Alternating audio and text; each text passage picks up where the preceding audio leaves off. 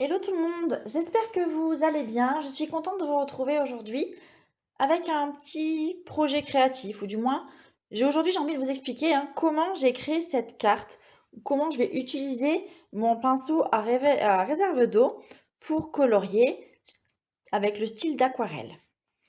Cette carte, je l'ai réalisée avec ce magnifique tampon qui nous vient du set Comme chez soi. C'est un set de tampons qu'on retrouve dans la célébration, donc c'est un cadeau qui a à gagner par tranche de 60 € d'achat.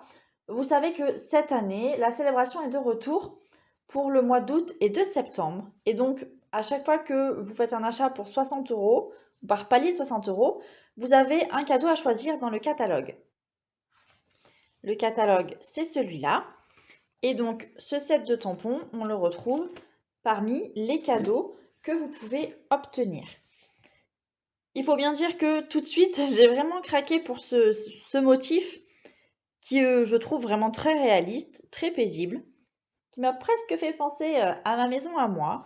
Mais je suis certaine que vous pouvez vous y retrouver, que ce soit pour un lieu qui vous rappelle peut-être vos vacances ou des souvenirs d'enfance ou quelque chose de paisible. Voilà, j'aime les plantes, le vélo, cette porte effet bois et je trouve les motifs donnent vraiment une impression de réalité, de réalisme avec quelques petits mots, tu me manques, je serai toujours à tes côtés, avec toi on se sent comme chez soi. Et enfin, je te remercie à l'infini. Alors que vous aimiez les mots ou pas, je suis certaine que vous n'allez pas me contredire et que vous aussi, vous aimez beaucoup ce motif-là. Alors, ce motif-là, je l'ai tamponné et je l'ai envoyé à mes clientes qui m'avaient passé commande, puisqu'à chaque fois, à l'occasion de la sortie d'un nouveau catalogue, je leur envoie des petites créations à confectionner avec moi. L'année dernière, avec un set de tampons, je leur avais proposé de colorier ou de mettre en couleur le set. Et puis j'avais proposé un petit challenge, un petit concours pour désigner la gagnante. Et chacune avait eu le choix de coloriser soit avec les pinceaux à réserve d'eau, soit avec les feutres à alcool. J'avais fait d'ailleurs un essai avec les deux manières. Je vous reposterai la vidéo en lien. Cette fois, j'ai décidé de me consacrer uniquement aux pinceaux à réserve d'eau. Alors, je dois dire que je me suis un petit peu entraînée quand même, j'ai un peu triché. Histoire de maîtriser tout ça, je trouve le rendu quand même vraiment, vraiment plus joli qu'avec les feutres à alcool. Surtout pour ce set de tampons qui demande tant de précision ou qui laisse apparaître en tout cas beaucoup de jolis détails. Donc, je vais vous montrer comment colorier. Je vais vous montrer aussi un autre essai que j'ai fait précédemment. Alors, qui n'était pas vilain, hein. Néanmoins, ici, l'arbre laisse complètement à désirer. Donc, j'ai fait autrement pour celui-ci. Je vais vous montrer. Alors, ce que j'aime moins pour le coup sur cette porte, c'est les couleurs que j'ai utilisées. Après tout, n'est qu'une question de goût. Je vous donnerai éventuellement des petites astuces. Et je suis certaine que vous prendrez grand plaisir à reproduire ce projet chez vous, j'allais dire avec moi, mais non. Sans moi, mais avec moi quelque part en vidéo pas loin. Ce motif, je l'ai tamponné sur du papier. Alors, est-ce que vous allez voir ou pas? Qui brille. Je ne suis pas certaine. Donc, vous pouvez le faire soit sur du papier aquarellable. Moi, je l'ai fait ici sur du papier blanc miroitant. C'est un papier qui vient absorber un peu plus facilement l'eau et donc qui ne va pas s'abîmer. Puisque, évidemment, pour colorier à l'aquarelle, on va avoir besoin d'un pinceau à réserve d'eau. Pour tamponner ici le motif, faites attention, à chaque fois que vous mettez de l'eau, vous devrez tamponner avec l'Astazone, cette encre noire qui sèche rapidement. Donc on fait bien attention à laisser toutes les protections dans la boîte. Je vous rappelle que la Memento, elle est faite, si vous voulez ajouter de la couleur, pour les feutres à alcool. Alors que l'Astazone, elle va empêcher l'eau de broyer ou mélanger les contours de votre tampon, les motifs de votre tampon. Je vous conseille d'avoir avec vous un petit morceau de sopalin, là du papier toilette, et pourquoi pas une feuille de brouillon, donc une petite chute de papier fera largement l'affaire. Pourquoi je vous dis ça? Pour pouvoir tester d'abord les couleurs avant. C'est vrai que si vous faites quelque chose de pas mal et que d'un coup, comme moi, Vous mettez une couleur qui ne vous plaît pas. En l'occurrence là, c'était beaucoup trop vert. Aussi bien le grenouille guillerette que le sapin ombragé, j'aimais pas du tout. Donc ça ne convenait pas, mais malheureusement c'était trop tard. Donc voilà, je pense qu'on va pouvoir tester la couleur avant. J'ai déjà tamponné ici ce motif, donc j'ai pris un grand papier qui mesure 14,5 sur 10,5. Je le recouperai au fur et à mesure, selon la manière dont je veux le mettre en page. Initialement, ici pour cette carte, j'avais pris des couleurs plutôt foncées. En l'occurrence, j'avais du vert jardin, de l'ocre roussillon, j'avais du sable du Sahara, du brune dune, j'avais ici du gris. Bon. Cette fois, j'ai décidé de me faire ça peut-être un petit peu plus festif, vous voyez, avec du rose. Donc, on a fleur de cerisier, on a ici pétale rose, Copacabana, horizon de bruyère, vert olive et ardoise bourgeoise. Je ne sais pas encore quelle couleur je vais utiliser, je ne suis pas certaine de toutes les prendre. On verra au fur et à mesure, ça me stresse pas trop. Je vais commencer par le mur ou le fond et je vais mettre du rose. Donc ici, pétale rose.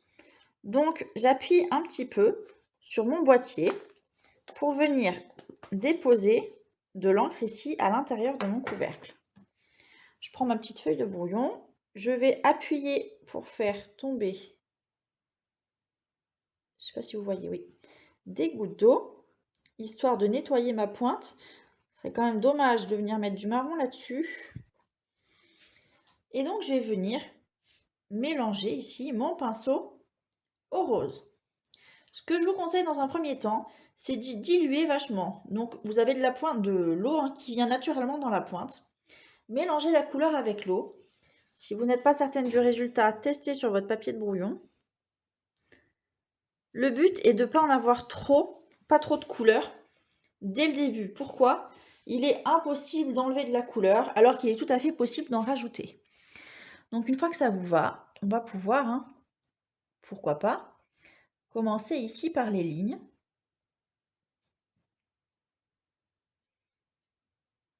Au moins pour s'essayer. Comme ça, on colorie sur une petite surface.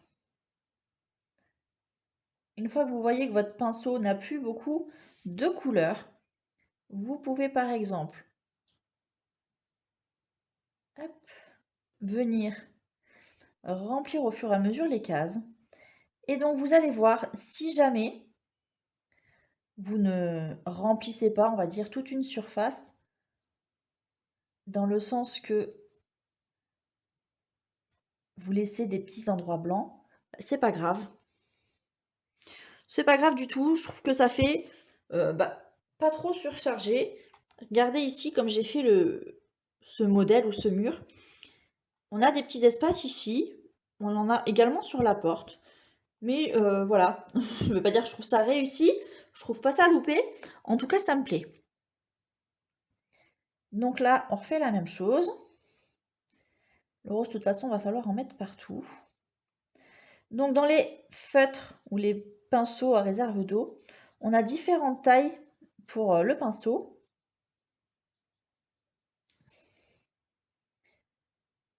Prenez quelque chose avec une pointe plutôt assez fine. Donc là, je mélange. Il n'y a pas assez d'eau dans le bac. Donc, continuez de mélanger jusqu'à ce que vous ayez, en gros, la quantité d'eau suffisante, ou celle qui vous plaît en tout cas.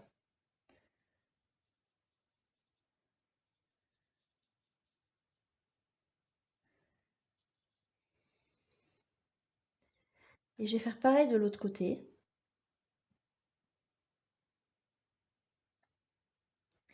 Et donc, vous pouvez voir, une fois que j'ai mis ici de la couleur sur mon fond,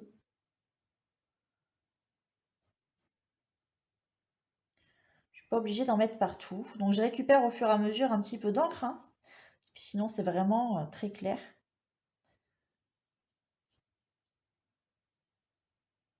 Alors, j'évite d'en mettre sur les arbres, tout simplement parce que je viendrai finir ça après.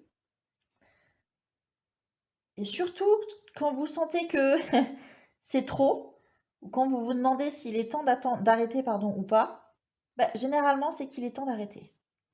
Quand on se pose la question, c'est qu'on peut s'arrêter là.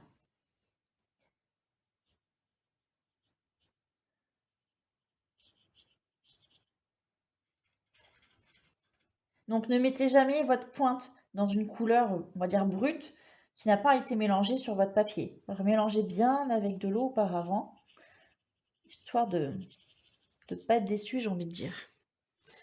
Donc là, j'ai fait le rose. Je vais pour l'instant m'arrêter là. Je vais nettoyer mes pointes et je vais faire le contour de porte. Alors, la poutre, je vais faire ça en gris. Donc j'ai pris de l'ardoise bourgeoise. Je pourrais très bien prendre aussi du brune dune ou du sable du Sahara. Et donc je fais la même chose, je mélange bien. Alors j'hésite quand même à faire du gris, hein, je tiens quand même à le dire. Je vais m'en sortir, hein. Et donc vous pouvez colorier, soit j'ai envie de dire comme un enfant, de haut en bas, sans dépasser les traits. Vous allez voir qu'il y a plusieurs manières d'appuyer sur la pointe. Soit comme ici, où la pointe n'est pas vraiment en contact avec ma page. Soit vous appuyez un petit peu plus fortement. Je vais mettre du gris sur la poignée. Je vais mettre aussi sur mon vélo. Donc rapidement, je vais pas en mettre partout. J'ai pas envie de trop surcharger ça. D'autant plus que c'est assez pointilleux. Le motif est assez fin ou précis. Et j'ai pas envie d'en mettre partout. Un petit peu sur la selle. Si jamais vous vous sentez pas de faire comme moi, et c'est-à-dire donner des coups de pinceau, surtout là quand il faut faire le cercle, je vous suggère de faire ça petit à petit. C'est-à-dire qu'on va donner ici des micro coups de petits points en fait, hein. Et entre, vous soulevez votre pointe à chaque fois.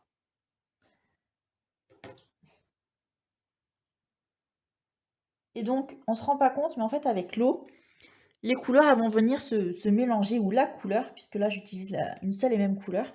Ça va venir se mélanger. Je vous montre un petit peu sur le modèle ici. C'est comme si je faisais des petits points. Vous voyez, je soulève au fur et à mesure ma pointe.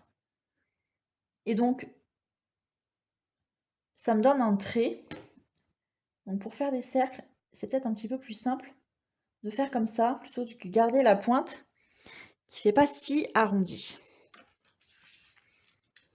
Donc là, j'ai du marron, du n'importe quoi. J'ai du gris. Les peaux, je sais pas trop. Je me tâte. Je vais essayer de faire la porte.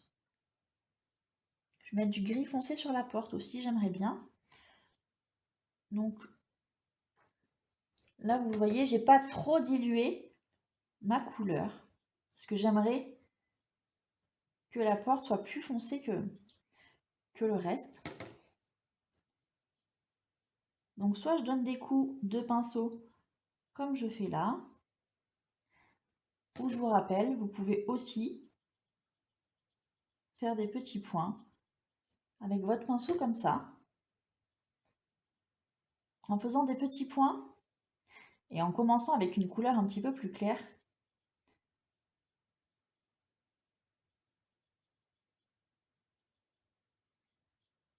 Vous pouvez plus facilement superposer les couleurs en fait. Donc une fois que j'ai fait ça, je peux remettre du gris un petit peu plus foncé, donc moins dilué sur certains endroits.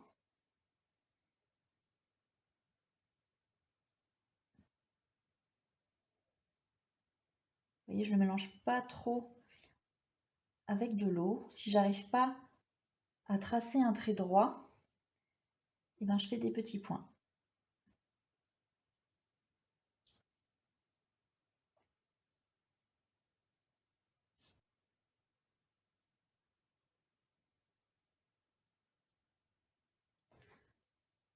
Et voilà. On va avoir le sol. Donc le sol, je ne sais pas trop encore en quelle couleur je vais le faire. Pas rose. Je vais passer ici aux arbres. Donc je prends mon encreur vert olive, qui a beaucoup d'encre. Et là par contre, je mélange dans un coin. Et là, ça va être petit point absolu. Donc on tapote tout doucement, un petit peu partout. Alors on essaie de viser les feuilles tant qu'à faire.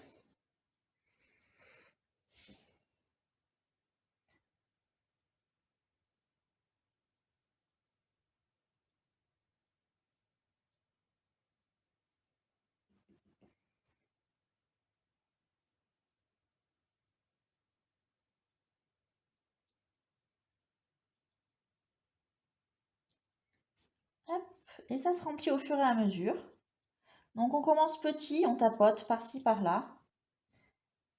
Et comme à chaque fois, on viendra compléter si besoin au fur et à mesure.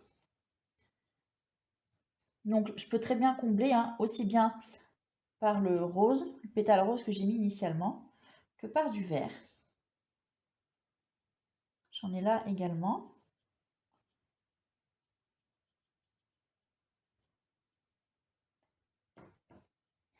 Alors je vous cache pas que j'aimerais mettre un petit peu de rose là-dedans, donc j'essaie de pas mettre trop de vert partout. J'aurais quelque chose qui pète un petit peu plus. Voilà. Donc je vais quand même laisser un peu d'espace. Je viens rincer la pointe de mon pinceau. Je vais garder le vert au cas où pour après. Alors, je vais essayer de mettre du violet, donc là, horizon de bruyère. Parce que j'aimerais quand même que ça ressorte.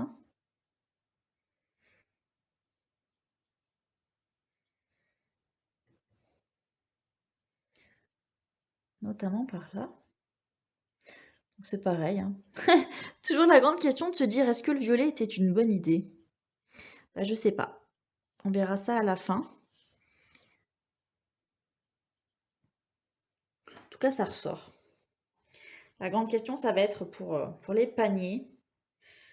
Peut-être pas mettre du gris. Je vais essayer avec du fleur de cerisier, je pense. Ce sera peut-être assez foncé. Donc là, pour le coup, j'essaye sur ma chute de papier. Fleur de cerisier, ça va faire ça. Donc ça sera un petit peu plus foncé que le pétale rose. Et ma foi, ça peut donner un petit peu une idée où ça se rapproche peut-être de l'effet marron ou terre cuite.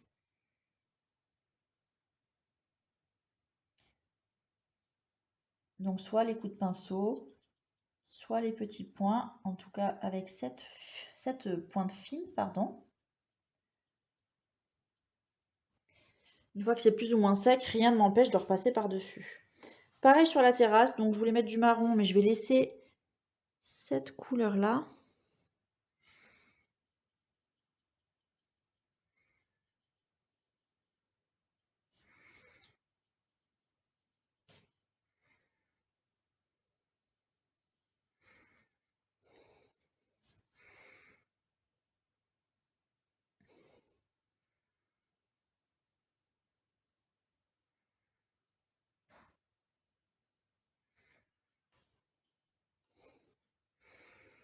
Je vais un petit peu mettre un petit peu plus d'eau là.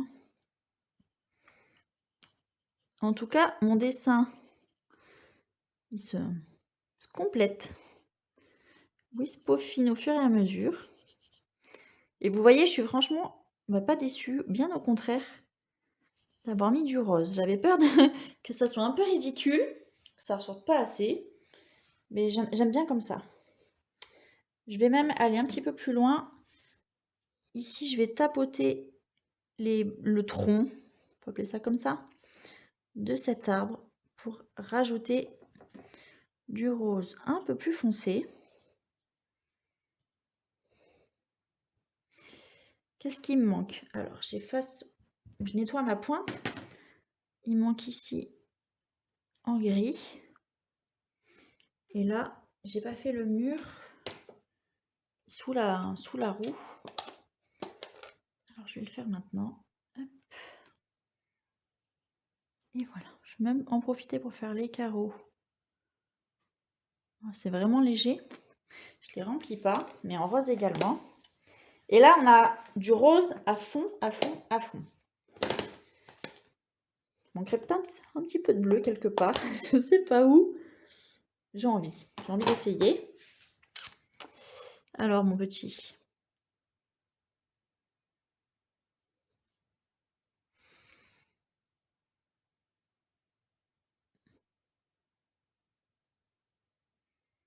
Je vais essayer dans les fleurs.